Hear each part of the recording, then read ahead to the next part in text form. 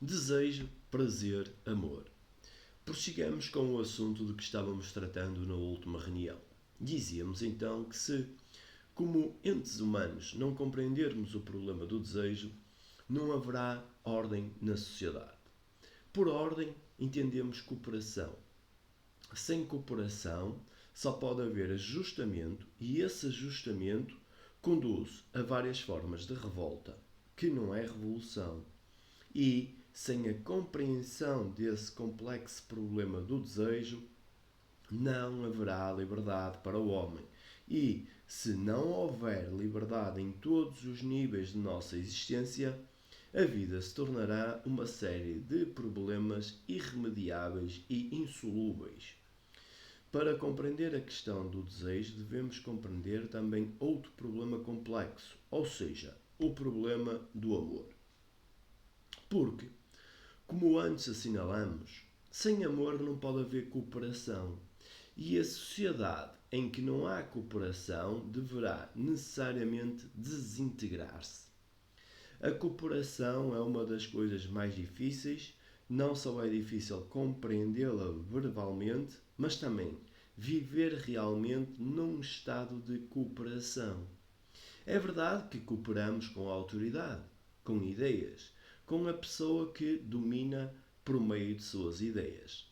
Tal cooperação se funda na autoridade, e onde há autoridade não há liberdade.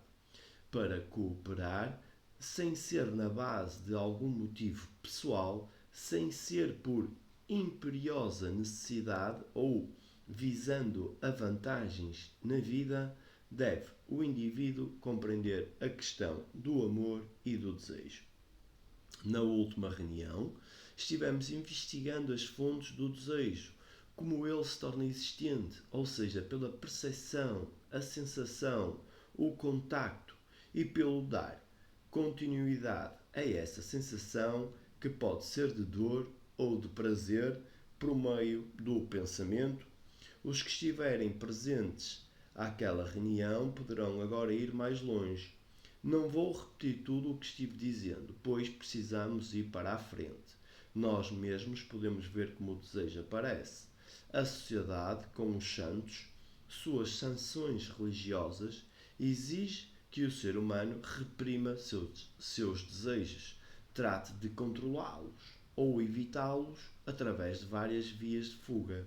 Mas, quando, sem a compreensão do desejo, só há mera disciplina, deixam de existir a eficiência, a ordem e a cooperação. Iremos, nesta tarde, investigar as características do desejo e suas contradições. Trataremos também da disciplina e da questão do amor. Dissemos também, na última reunião, que iríamos examinar o mecanismo do pensamento e do tempo, pois tudo isso está relacionado. Desejo, amor, pensamento e tempo. Se não os compreendermos, não poderemos devassar todo o campo do pensamento, do tempo, do amor e do desejo. Compreender não significa meramente concordar intelectual ou verbalmente. Compreensão é percepção e conhecimento das palavras, de seu significado, não só intelectualmente, mas também com a sensibilidade, não só com a mente, mas ainda com os nervos, a vista, o olfato. Só há compreensão na percepção total de todo o nosso ser. A compreensão não é parcial, fragmentária. Intelectualmente, compreendo o que estás dizendo. Eis uma asserção sem grande significação. Exprime tão só que estou entendendo as palavras que estás empregando. Como vós e eu falamos inglês, entendemos o significado dessas palavras. Mas a compreensão é mais profunda, mais real do que o mero entendimento das palavras. Quando dizemos compreendo, isso significa compreensão total e, portanto, ação. Compreender é agir. Não é compreender para depois agir. Nesse caso, a compreensão permanece como ideia e, portanto, não é compreensão. A ideia é separada da ação. Por isso, há o problema de ajustar a ação à ideia ou aproximá-la da ideia. Haverá sempre contradição enquanto não se compreender essa serventia das palavras para criar ideias que aceitamos ou rejeitamos e às quais, quando as aceitamos, queremos ajustar ou aproximar a nossa ação. Tais processos não constituem absolutamente um estado de compreensão. A compreensão é um estado total. É compreender com todo o nosso ser, nervosa, emocional, intelectualmente, com os sentimentos, com tudo o que possuímos. Quando há essa compreensão, há ação. A vida é a ação, não são duas coisas separadas. A vida não é uma ideia que se pôs em ação, assim como não podemos ter o amor como ideia. O amor não pode ser cultivado, não pode ser desenvolvido, produzido. Ou há amor ou não há. Identicamente, ou há compreensão ou não há. Para compreender uma coisa, teremos de escutá-la, e escutar é uma arte. Escutar significa dar toda a atenção, não só ao que o orador está dizendo, mas também àqueles corvos, ao poente, às nuvens, à brisa que agita as folhas, às várias cores que aqui se notam. É compreender totalmente, com o sistema nervoso, com as células cerebrais, com tudo o que temos. Só dessa compreensão total vem a ação que não produz contradição e, por conseguinte, conflito e interminável sofrimento e aflição. É nesse sentido que estamos empregando a palavra compreensão. Estamos agora tentando compreender o desejo. Queremos aprender o seu significado e não a reprimi-lo, rejeitá-lo, sublimá-lo.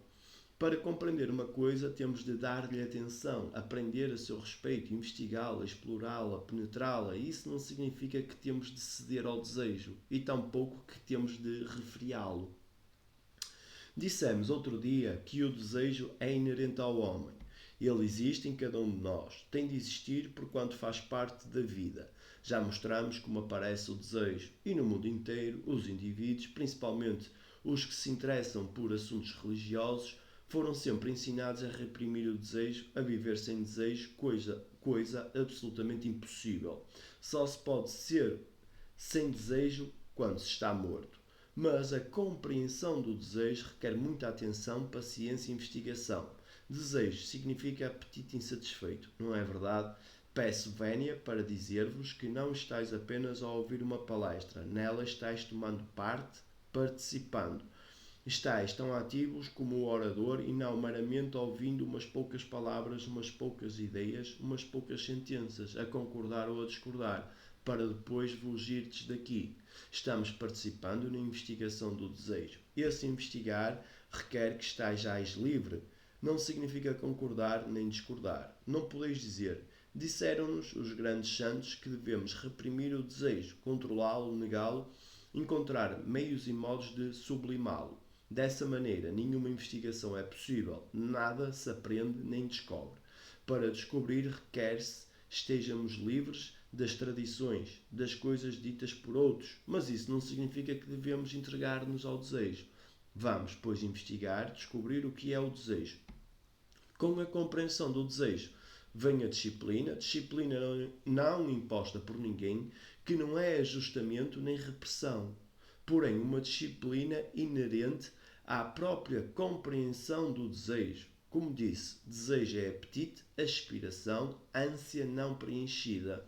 E ou cedemos a essa ânsia, ou a esse desejo, ou o reprimimos. Porque a sociedade nos diz que devemos reprimi-lo, porque as religiões organizadas preceituam que devemos transmutá-lo, etc. Há nesse processo uma constante batalha entre o que o humano que quer compreender o desejo, ou por ele se vê completamente dominado, e a sociedade que estabeleceu certas normas e as religiões organizadas com suas crenças que nos mandam ajustar-nos ao respectivo padrão.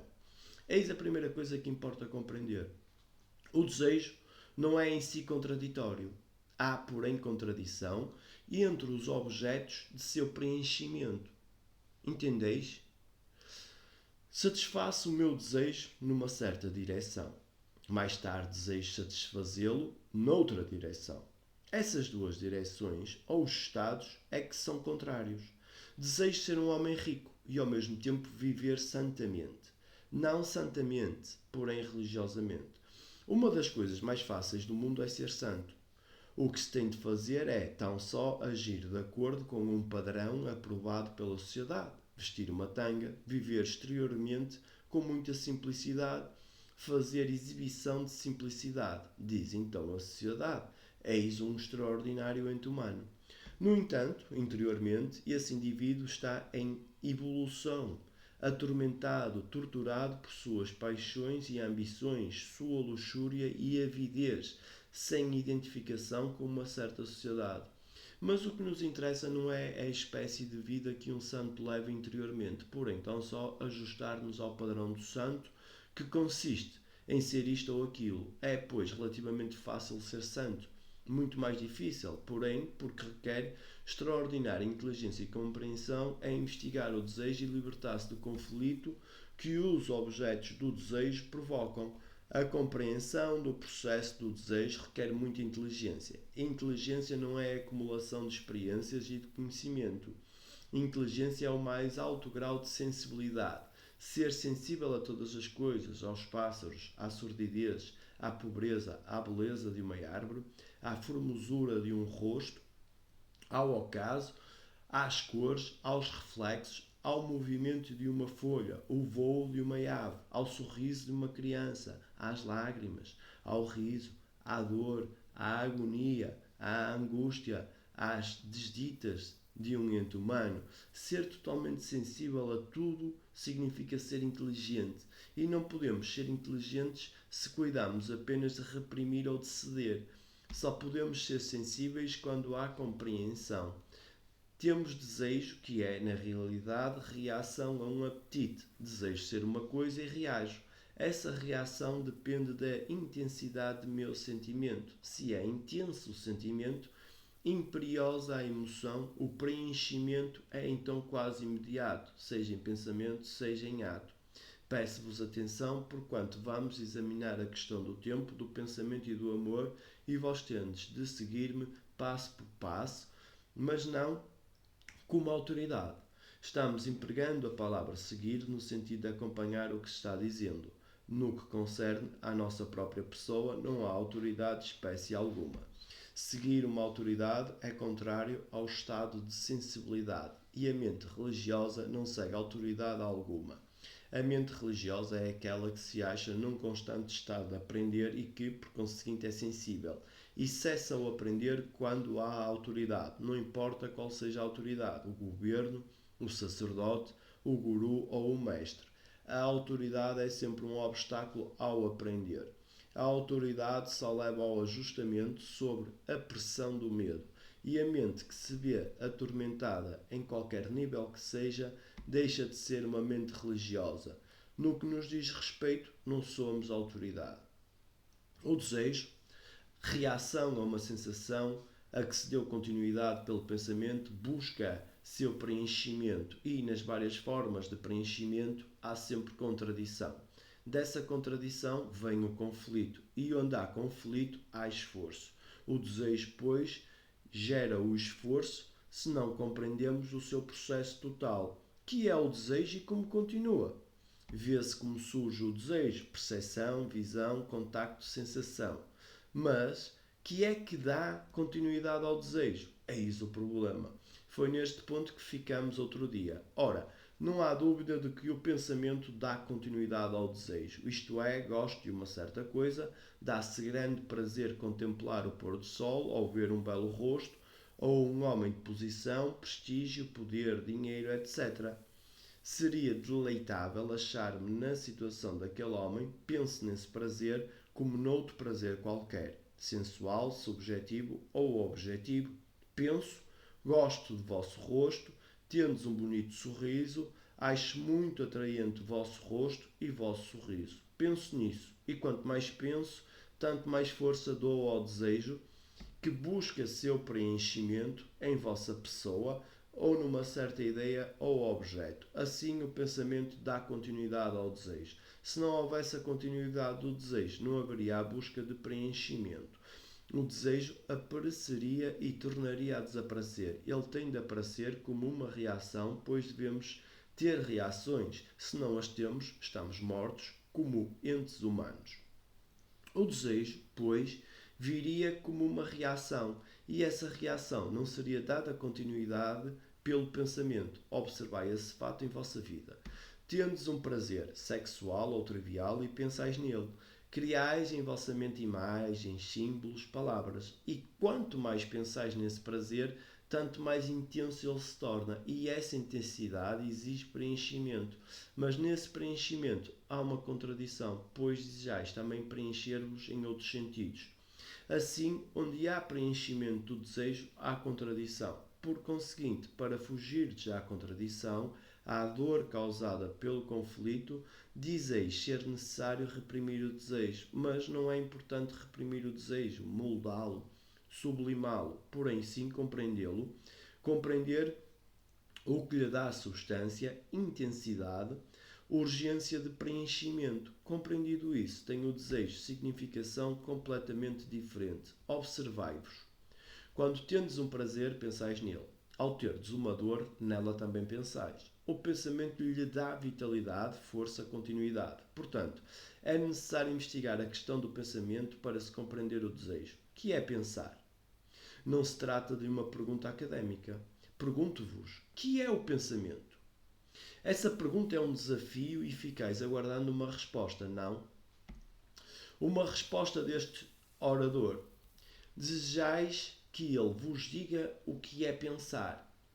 Se não o diz, tentais descobrir a resposta com a ajuda de vossos próprios conhecimentos ou de conhecimentos dados por outros, ou ficais rebuscando na memória a fim de descobrirdes o que é pensar. Vemos, pois, que, quando se apresenta um desafio, a memória reage. Segui atentamente isto, porque, se o não fizerdes, passo por passo, perdereis a conexão com o que se vai dizer. A vida é um desafio, uma série contínua de desafios. A vida é um movimento, está sempre a variar, sempre a fluir, nunca permanece a mesma coisa. E esta é que é a beleza da vida. É uma coisa viva e não uma coisa morta, por isso está sempre, a cada minuto, apresentando-nos um desafio, consciente ou inconscientemente, quer o percebamos, quer não. E quando se apresenta um desafio, reagimos de acordo com o nosso condicionamento, com a nossa memória reage. Nesse processo de desafio e reação, a reação é imediata ou se verifica após um breve intervalo de tempo. E nesse intervalo está o processo do pensar. Que é pensar? Provavelmente a maioria de vós nunca refletiu a tal respeito e está esperando que eu o diga. Se eu digo, concordais ou discordais, ou a vossa memória diz, mas isso não basta, pois é apenas uma parte da coisa. O mecanismo do pensamento deve ser muito mais do que isso. Examinemo-lo, pois, quando há desafio e reação, se a reação é imediata, não há processo de pensar. Se vos perguntam o vosso nome, respondeis prontamente, pois com ele estáis perfeitamente familiarizado. Mas, se vos fazem uma pergunta mais complicada, precisais de tempo para responder. Há um intervalo de tempo entre o desafio e a reação. Nesse intervalo, a mente fica em busca de uma resposta, a pesquisar, a indagar, a esperar, a questionar. E esse intervalo é o que chamamos pensar. E esse pensar depende de vossa raça, vossa família, do conhecimento, da memória, das marcas do tempo, de vossas experiências, vossas dores e sofrimentos, das inumeráveis pressões e agonias da vida, ou seja, de vosso fundo. De acordo com ele, reagis ou respondeis. Por conseguinte, a reação ao desafio é sempre inadequada. Espero esteja claro isso. E essa insuficiência da reação gera contradição. Por conseguinte, temos de compreender não só o mecanismo do pensar, mas também esse depósito de conhecimentos acumulados com os quais respondemos a um desafio que é sempre novo. Sempre respondemos ao novo com o velho. com a tradição hinduísta, se somos hinduístas, com as tradições cristãs, se somos cristãos, com nossos conhecimentos, se somos cientistas, etc. Essa resposta nunca é total, porém sempre fragmentária. Por conseguinte, apresenta-se uma contradição, um conflito, uma dor ou um prazer que desejamos continue e daí resulta mais conflito. Vivemos, pois, neste processo: desafio, reação inadequada, contradição, conflito, dor ou prazer e a exigência de que cesse a dor e de que o prazer continue. Tal é o ciclo de nossa vida. Se penetrardes mais nesta questão do pensar, alcançareis um estado mental em que dizeis: não sei. Entendeis? Aí é que está a diferença entre o computador eletrónico e a mente humana. A mente humana pode dizer não sei. E isso significa não sei. Não há simulação, não há espera de resposta. Não sei representa um extraordinário estado mental quando realmente o compreendemos, pois temos tantos conhecimentos sobre inúmeras coisas. A respeito de Deus, sabemos de muitas coisas que vêm sendo ditas há 5.000, 7.000 ou 2 milhões de anos. Estamos carregados de conhecimentos, de experiência, tudo do passado. Sabemos muito acerca disso que chamamos Deus, amor, sexo, a respeito de quase tudo o que a mente humana tem inventado ou cogitado. E estamos sempre em busca de mais, quer dizer, aumentando continuadamente nosso saber sem nunca dizermos não sei. E não é necessário dizermos não sei para que a mente esteja sempre a aprender, sempre fresca, inocente, jovem. Só a mente jovem diz não sei e quer que se entenda não sei e não espera ser instruída. No momento em que sabeis, esse saber já se tornou parte do velho, mas a mente que diz entre si não sei não está duvidando. Se duvidais, isso significa que já estáis à espera de uma confirmação ou de uma negação. Mas quando dizeis não sei, vossa mente já está rejuvenescida, nova, ardorosa, disposta a descobrir.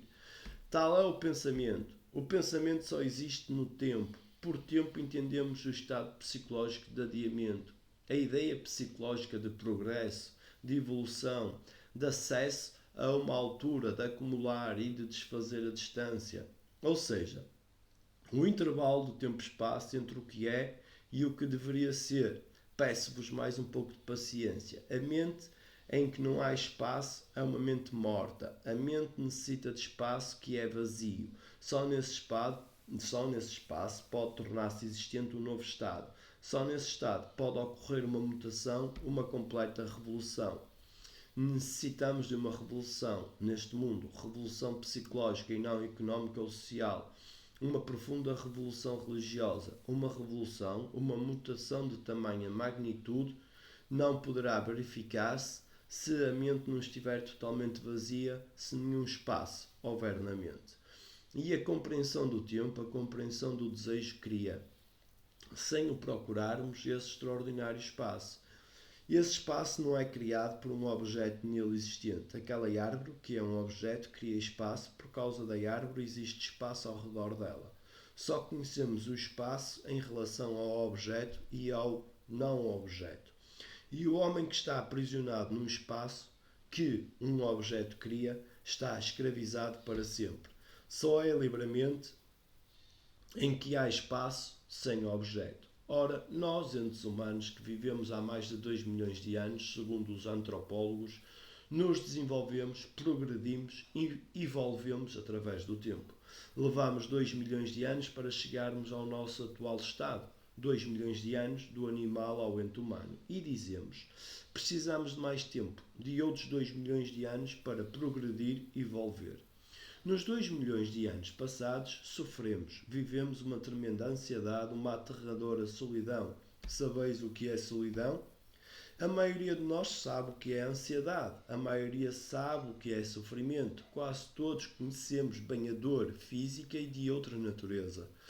Quase todos conhecemos as agonias da incerteza e da dor, a corrupção, os desgostos, as impurezas de nosso próprio pensar e de nossa vida. Mas muito poucos conhecem a dor, a agonia da solidão completa.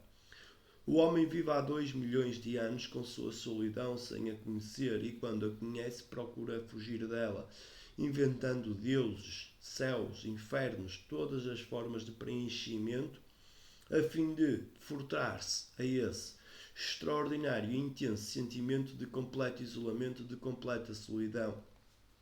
Vivemos há 2 milhões de anos e inventamos o tempo porque somos resultados do tempo. Nossas células cerebrais, nosso organismo, nosso cérebro, tudo é resultado do tempo, que significa virei a ser, serei, realizarei, progredirei, mudarei, de hoje para amanhã, de agora ao próximo segundo. É isso que se entende por tempo. Nós não referimos ao tempo cronológico ou cronométrico, porém sim ao tempo concebido pela mente que pensa na esfera da gradualidade. E esse tempo é uma invenção. Cronologicamente, conforme o relógio, há amanhã, a outros respeitos não existe amanhã. Nós inventamos o amanhã. Se examinares bem isso, vereis que foi realmente o pensamento que criou o amanhã. O amanhã é incerto, amanhã tereis de ir ao escritório, amanhã tereis de fazer certas coisas. Nisso estás pensando hoje. O pensamento com efeito criou o tempo como o amanhã e assim temos o tempo. Servimos-nos do tempo como meio de mudança. Sou colérico, rigente, violento, mas me tornarei diferente. Quer dizer, empregamos o tempo como meio de vir a ser e há assim sempre adiamento e fuga. Os entes humanos são, em maioria, violentos, nunca foram brandos, delicados, não sabem o que é o amor, sabem o que é sexo, o que é desejo, conhecem a agonia em todos os seus aspectos e, envolvidos que estão nas redes da agonia, dizem: preciso de tempo para libertar-me, preciso do amanhã, de uma próxima vida ou libertar-me-ei gradualmente. Vê-se, pois, que o pensamento inventa o tempo, que o pensamento é tempo. E o homem que compreende esse processo do desejo, pensamento e tempo é um ente humano que está vivendo plenamente no presente. Não tem o tempo como meio de alcançar um alvo desejado. No momento em que tendes o tempo, o que acontece?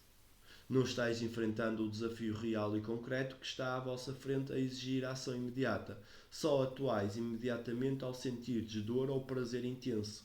Quando intensa a necessidade sexual ou a dor, sois obrigado a atuar. E a maioria de nós é incapaz de ver os fatos como são. O que é? O que é o fato, ao qual nos chegamos com diferentes opiniões, ideias, juízos. Isto é, com o passado nos abeiramos do fato presente, por conseguinte criamos a contradição ou a falta de compreensão do fato. A mente, pois, só é livre quando capaz de enfrentar o fato. O que é? De enfrentar a pobreza. Não um certo desafio supremo, pois não há desafios supremos. A vida é desafio, a cada minuto, em face da pobreza, em face do chefe, no escritório ou em face de nossa esposa, de nossos filhos, em face do condutor do ônibus, na miséria, da beleza do poente, em face de nossa cólera, de nosso ciúme, de nossa estupidez. Tudo isso são fatos. O importante é como enfrentamos o fato, não o que pensamos dele. O que a seu respeito temos de fazer. Quando ides ao encontro do fato sem nenhuma opinião, juízo, avaliação, estáis vivendo completamente no presente. Para a mente, então, não há tempo, de modo que ela pode agir, porque o próprio fato exige a ação urgente e não as vossas opiniões, desejos e ideias. Vede, senhores, vosso grande infortúnio é ter sido educado com ideias, com ideais. Os ideais são meras palavras, nada significam, nenhuma substância têm. São os filhos estéreis de uma mente vã e inane. Fostes criados com o ideal da não-violência. Correis mundo a pregar a não-violência. A não-violência é o ideal, mas o fato é que sois violento. Nos gestos, na maneira como falais a vosso superior ou vosso subordinado, escutai-vos, por favor. Eu só vos estou mostrando a direção. Sois violentos nos gestos, nos pensamentos, nos sentimentos, nas ações. Porque não examinais a violência? Porque necessitais de um ideal de não violência. O fato é que sois violento. E o ideal é sem realidade. Criais com ele o ideal, uma contradição em vós mesmo, que vos impede de olhar o fato da violência. Quando olhais um fato, sabeis o que é necessário fazer. Direis que sois violento e que aceitais esse estado, e aceitando dizeis, sou violento e não quero ser hipócrita. Ou direis que sois violento e gostais de o ser. Ou ainda olhais o fato sem nenhum ideal. Só se pode olhar um objeto, ou um fato, ou o que é, quando não se tem nenhum ideal, nenhuma opinião, nenhum juízo a seu respeito. Vedes então o fato tal qual é. O fato gera então uma intensidade que se traduz em ação imediata. Só quando temos ideias acerca de um fato, adiamos a ação. Ao perceberdes que sois violento, ou seja, o fato, podeis então encará-lo, examiná-lo, podeis então aprender tudo a seu respeito, a natureza da violência, se é ou não possível a libertação, não idealmente, porém realmente. A mente religiosa não tem ideais, não tem modelos, não reconhece autoridade alguma, porque para ela só o fato é importante, o fato que está a exigir pronta ação. Uma vez compreendida em seu todo a questão do desejo, do pensamento, do tempo que impedem a mente de olhar o fato, então não se pode agir de outra maneira senão imediatamente, independentemente da ideia. Considerai vossa avidez, vossa cólera, vosso apetite sexual, qualquer coisa. Observai isso sem condenação, juízo, avaliação, sem dizer-lhes que está certo ou errado. Sabeis quantas sutilezas o intelecto do homem inventou para evitar o fato.